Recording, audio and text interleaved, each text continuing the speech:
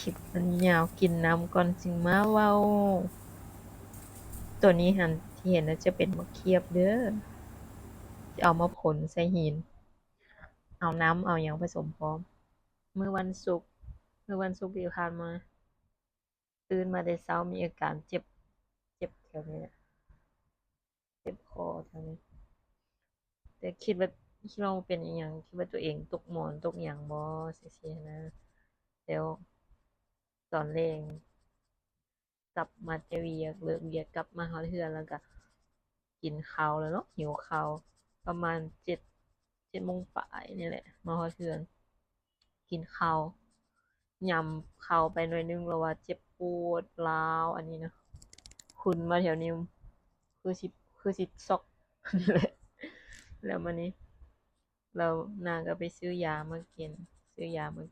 ไปซื้อยาอยู่ร้านขายยานี่แหละเอามากินไปก็รู้สึกว่าไข้ไม่คิดว่าสิไปโรงหมอก็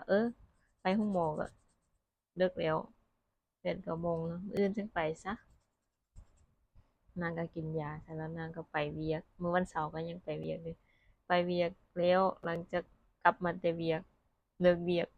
วันเสาร์เฮ็ดเวียกฮอด3 โมงเลิกเวียกมาแล้วก็ว่าสิไปหาหมอรู้สึกว่าไข้ๆเว้ยอ่าเป็นนำเรากินยาไว้นะกินยาตัวที่ว่าอันน่ะไปซื้ออยู่ร้านยามาก็มากินอันนั้นยานั้นอยู่คือว่าบ่เจ็บแล้วมามื้อวันอาทิตย์ตื่นมาแต่เช้าเจ็บคือเก่า ก็เลยมาตัดสินใจโอเคร่วมกับครอบครัวกับเอื้อยกับป๊าพุ่นน่ะโอเคไปกวดเบิ่งมื้อวันอาทิตย์ก็เลยว่าพากันออกไปกับแม่ป๊าออกไปกวดไปฮอดโรงหมอวันนี้มื้อวันอาทิตย์เนาะอันน่ะบ่อนนั้นกวดปกติเขาเจ้าบ่กวดแล้วไปห้องฉุกเฉินเพิ่นว่าเคสแบบนี้หั้นนะทางห้องฉุกเฉินเขาจะบ่รับให้กลับมามื้อวันจันทร์มานางก็เลยเอาอันนี้พอดีอัน อยู่บ้านเขาจะฮ้องบักเขียบภาษาไทยก็ฮ้องน้อยนาที่ว่ามันเป็นมักน้อยๆแล้วอะนะแล้วมันตายอยู่ในต้นคาต้นมันหั้นน่ะแล้วมันสิเป็นดำๆจังซี้ปัญญาชาวบ้านเขาเจ้าบอกเอื้อยบอกว่าอันน่ะตอนแตะกี้หั้นมีหลานอยู่บ้านหั้นเป็นคล้ายๆแบบนี้แหละแต่บ่ฮู้ว่าอันเดียวกันบ่แล้วอันพอเราเอาอันนี้มามาฝนแล้วก็เอามาใส่ให้นะก็เลยเอามาทาลองหรือว่าทาใส่รถแฮงยามใดแล้วทาแฮงยามใดแล้วทา บางทีมื้อวันจันทร์เราบ่ได้ไปหาหมอเด้ หวังว่าแต่บ่ฮู้ว่าเป็นอิหยังไปหาหมออันน่ะไปคลินิกเขาเจ้าว่าน่าจะเป็นอะมิดาอักเสบว่าซั่นแต่ว่าไปเบิ่งอีฉันก็สายยูทูบเสียด้วยไปเบิ่งอยู่ในยูทูบคลิปมีบางคนว่าอาจจะเป็นไปได้ว่าต่อมน้ำเหลืองอักเสบว่าซั่นแล้วนางก็มีหมู่อีกผู้หนึ่งแล้วถามเบิดนะบ่ฮู้บ่เคยเป็นปกติคันอะมิดานั่นมักขึ้นอยู่แถวนี้ แต่อันนี้หันมาขึ้นอยู่หูพี่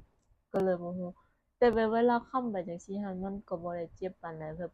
เจ็บหน่วงๆธรรมดาแต่ว่าเวลาเรากินข้าวกินหยังหั้นนะที่ว่าตรงในไส้ปากหย่ำเท่านั้นแหละ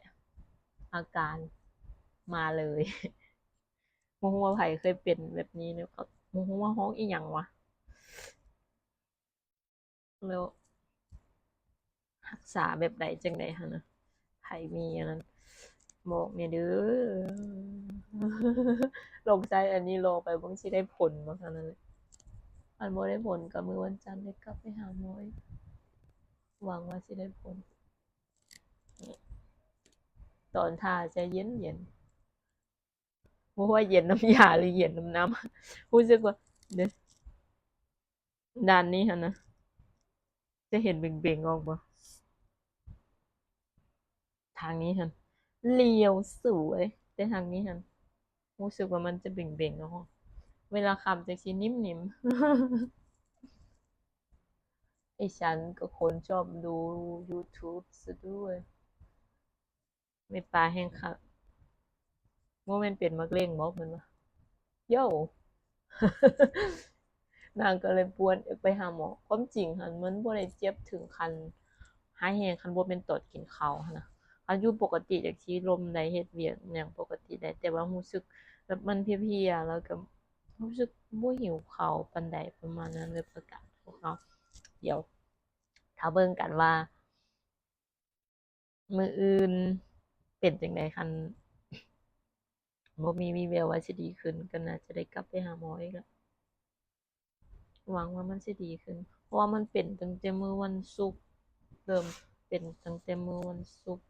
วันเสาร์อาทิตย์ค่ะมื้อนี้วันอาทิตย์3มื้อ2มื้อแรกหั้นนะมื้อวันศุกร์หั้นกินข้าวบ่ได้เลยแล้วมื้อวันเสาร์หั้นนางต้องไปเวียกต่อหั้นนะมันก็ต้มข้าวเปียกกินแต่ว่ามื้อวันอาทิตย์บ่ได้ไปเวียกไปหาหมอหมอบอกไม่รับเคสนี้ค่ะโอเค